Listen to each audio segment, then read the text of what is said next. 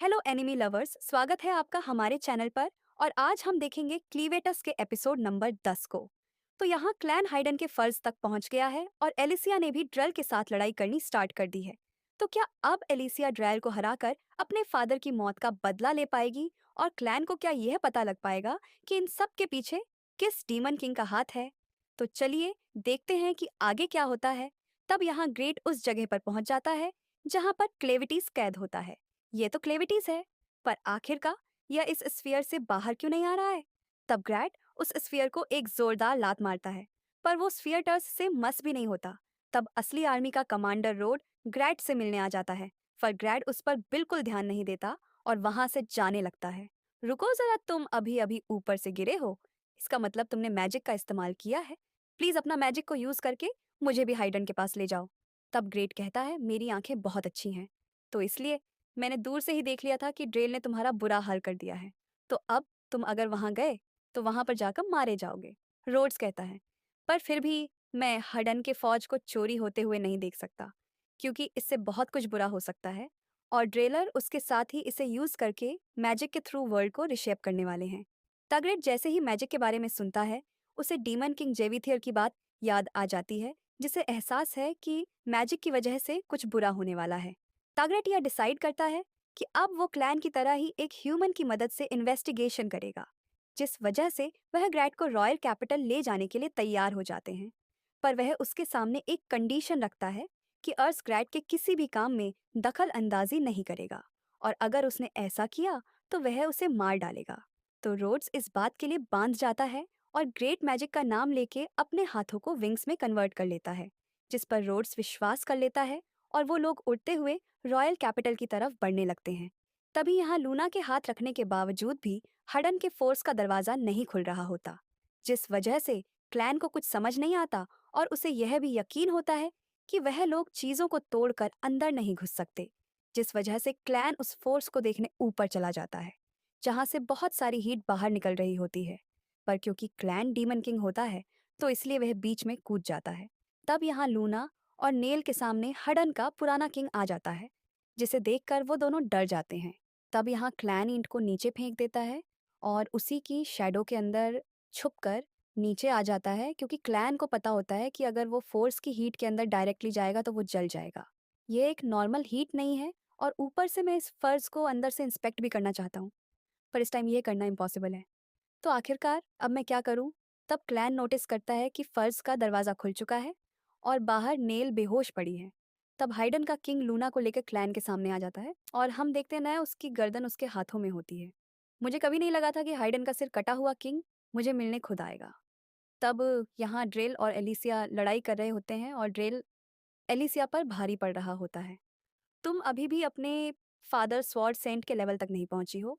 तब ड्रेल एलिसिया को हमला करके दूर फेंक देता है और खुद वापस फोर की तरफ जाने लगता है, जिस वजह से एलिसिया फिर से उसके पीछे जाने लगती है।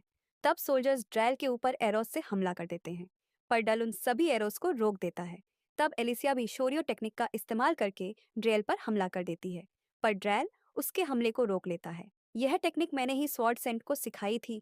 तब ड्रल फिर से एलिसिया पर हमला कर देता है, जिससे एलिसिया फिर से दूर जाकर गिरती है, पर उसने अपने आप को उस टेक्निक से बचा लिया होता है। तुम बच गई हो, सच में। मुझे स्वॉर्ड सेंट की बेटी से यही उम्मीद थी। आखिरकार तुम्हारे मेरे फादर के साथ रिलेशन क्या है?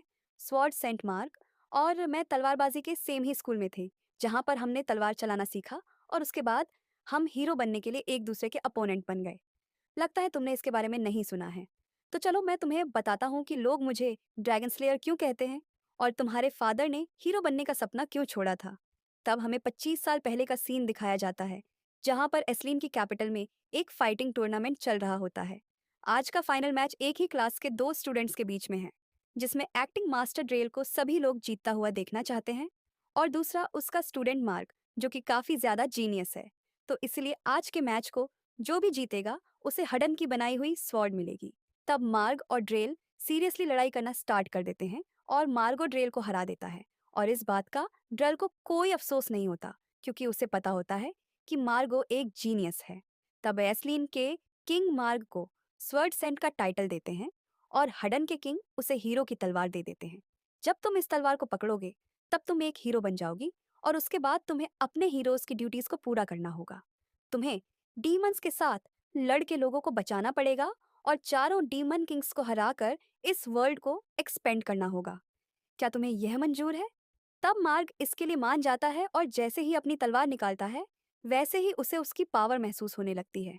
तब किंग उसे बताते हैं कि अभी उसकी तलवार इनकम्प्लीट है और उसे खुद ही उस तलवार को कंप्लीट करना पड़ेगा, जिसके बारे में मार्गो को कुछ पता नहीं लगता और वह इसके बारे में किंग से पूछने लगता है। जिस पहले क्रिएचर को तुम इस स्वॉर्ड से मारोगे, उस चीज पर डिपेंड करेगा कि इस तलवार की नेचर क्या होगी। यह तलवार डीमंस की सोल्स को पकड़ कर रखती है और जब ये तलवार उन डीमंस की सोल्स को अब्सॉर्ब करेगी, तब यह तुम्हें यूनिक पावर और इमोर्टलिटी प्रोवाइड करेगी। तो इसलिए अपने पहले किल को थोड़ा सोच समझ के चुनना। तब ड्रेल और मार्को एक रेस्टोरेंट में चले जाते हैं, जहां मार्को ड्रेल को बताता है कि अब वो एक पार्टी को फॉर्म करके नॉर्दर्न ड्रैगन की तरफ जाएगा, क्योंकि अगर वो छोटे मोटे डीमंस के ऊपर उस तलवार की पावर का इस्तेमाल करेगा तो उस तलवार की पावर वेस्ट हो जाएगी, जिस वजह से वो उस तलवार का पहला शिकार उस ड्रैगन को बनाना चाहता है। तो नडरन ड्रैगन का नाम सुनकर ड्रेल शॉक हो जाता है, क्योंकि वो ड्रैगन एक डीमन किंग वार्डन का गार्डियन होता है, जिस वजह से ड्रेल इसके लिए मना करने लगता है। पर मार्ग उसे समझाता है कि अगर उसे डीमन किंग को मारना है तो उसे उस ड्रैगन को तो हराना ही पड़ेगा। क्या तुम पागल हो? क्या तुम सच में डीमन किंग्स को चैलेंज करने वाले ट्रेडिशन को अपनाओगे? यह वो चैलेंज है जिसे 1000 सालों में कोई नहीं तोड़ पाया। तब मार्गो इस चैलेंज के लिए तैयार होता है, जिस वजह से वह पार्टी को फॉर्म करने जाने लगता है और ड्रल को भी अपने साथ चलने के लिए कहने लगता है। पर ड्रैल को उस ट्रेडिशन पर कोई भरोसा नहीं होता, जिस वजह से उसे लग रहा होता है कि मार्गो बेवकूफ़ी कर रहा है। पर उसे इस बात का पूरा भरोसा होता है कि अगर वह ट्रेडिशन सच है, तो सिर्फ मार्ग के पास ही वो ताकत है जो कि उस ट्रेडिशन को फुलफिल कर सकती है। तब ड्रेल कुछ बंदों के साथ टकरा जाता है, जिसके बारे में वो मार्ग से पूछने लगता है। यह लोग मैजिशियंस हैं। हाइडन की कहानी के हिसाब से हीरोज हाइडन के वेपन्स की मदद से डीमन किंग्स को हराएंगे, पर मैजिशियंस के हिसाब से हीरोज उनसे मैजिक सीखेंगे और उसकी मदद से डीमंस को हराएंगे। पर अभी तक इसका कोई प्रूफ नहीं है। तब ड्रेल और मार्को एक टीम बना के ड्रैगन के पास पहुंच जाते हैं, पर ड्रैगन का सामना होते ही उनकी टीम का कोई भी मेंबर बाकी नहीं बचता, जिस वजह से ड्रेल मार्ग को वापस जाने के लिए कहने लगता है। पर मार्ग अभी भी ड्रैगन को हराने की जिद कर रहा होता है और ड्रेल को शोरियो टेक्निक से उसे उड़ाने के लिए कहने लगता है, जिससे कि ड्रेल अपनी टेक्निक से मार्ग को हवा में उड़ा देता है और मार्ग ड्रैगन पर हमला करके उसे नीचे गिरा देता है और उसके विंग्स को जख्मी करने में कामयाब हो जाता है। पर तब भी वो ड्रैगन हार नहीं मानता और मार्गो भी उसके साथ लड़ना स्टार्ट कर देता है। वो ड्रैगन सच में काफी ज्यादा ताकतवर था, पर फिर भी मार्ग उसके साथ लड़ता रहा। मैं तो बस उन्हें एक डिस्टेंस से देख ही रहा था और मुझे लगा था कि शायद मार्ग उस ड्रैगन को मार ही डालेगा। पर तभी एक हादसा हो गया।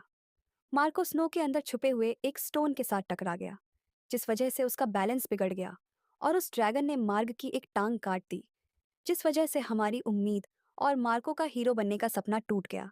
पर मार्ग ने फिर भी हार नहीं मानी और उस तलवार को मेरी तरफ फेंक दिया। तब वो ड्रैगन मार्ग के ऊपर हमला कर देता है और ड्रल पूरे गुस्से में आकर मार्ग की तलवार से उस ड्रैगन का सिरस धड़ से अलग कर देता है। तब वो तलवार उस ड्रैगन की पावर को ऑब्जॉर्ब कर लेती है, जिससे कि डल को समझ में आ जाता है कि वो तलवार कितनी ताकतवर है। पर तभी डीमन किंग वार्डन वहां पर आ जाता है, जिसका एहसास होते ही डल की रूह कांप जाती है। पर जब उसे होश आता है, तब उसे कुछ पता नहीं चलता कि वहां पर क्या हुआ है। पर उसके आसपास एक ड्रैगन के पंजे का निशान होता है। इतना सब कुछ होने के बावजूद भी मुझे समझ नहीं आया कि आखिरकार हीरो होना किसे कहते हैं। और उसके बाद कुछ साथियों ने हमें वहां से बचा लिया, जिस वजह से मैं मार्गो के साथ वापस आ गया। और उसके आगे की कहानी तो तुम्हें पता ही है। इस इंसिडेंट के बाद लोग मुझे ड्रैगन स्लेयर कहने लगे और मुझे विश्वास हो गया कि हीरो की कहानियां बिल्कुल झूठ है और हमें धोखा दिया गया है, क्योंकि हमसे इम्पोर्टेंट बात छुपाई गई है और सिर्फ एक ऐसा रास्ता छोड़ा गया है जो कि इम्पॉसिबल है।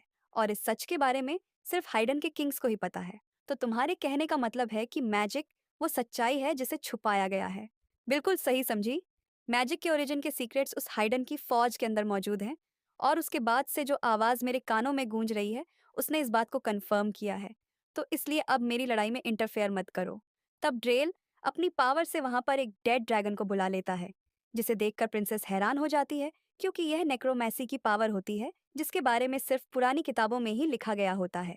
तब ड्रैल उस ड्रैगन की मदद से एलिसिया पर हमला कर देता है, जिस वजह से एलिसिया नीचे गिर जाती है और वो खुद ड्रैगन के ऊपर बैठ के वहां से उड़ जाता है।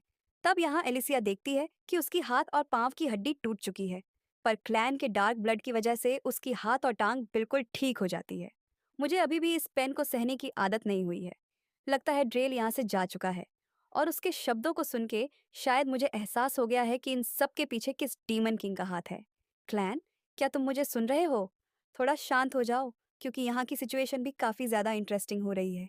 मुझे नहीं पता कि ऐसा क्यों है, पर हाइडन का हेडलेस किंग अपने ग्रैंडसन को फर्ज के अंदर डालने जा रहा है। और गाइस, इसी के साथ ये एपिसोड खत्म हो जाता है। मैं मिलती हूँ आपसे बहुत ही जल्द अगले वीडियो के